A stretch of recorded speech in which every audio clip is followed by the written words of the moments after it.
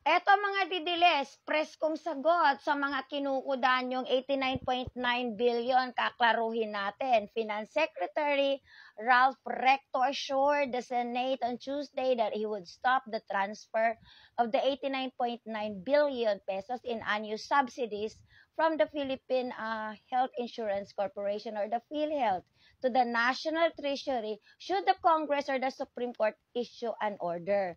So maliwanag po, na ibabalik ng DOF ni Recto ang nakuhang 30,000 from the PhilHealth, ibabalik kung mag-issue ng court order ang Supreme Court or gagawa ng batas ang Kongreso para utusan silang ibalik ito.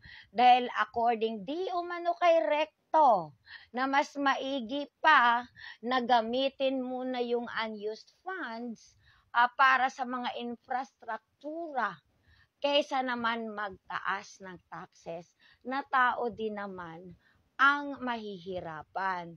So as for now, wala pa pong TRO, kaya patuloy pa rin nilang gagawin. However, kung pagsasabi na ang korte na itigil na yan, may order na silang matanggap, itigil na yan at ibabalik sa mga tao, ay susunod at susunod si Recto.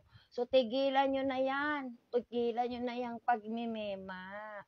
Ayan, maliwanag o inaantay ni Recto ang order galing sa court, sa Supreme Court, or gagawa ng batas ang Kongreso para atasan siyang ibalik ito. So itigil ng pagmimema, sasabihin nyo na, itigil kasi successful kami kumukuda.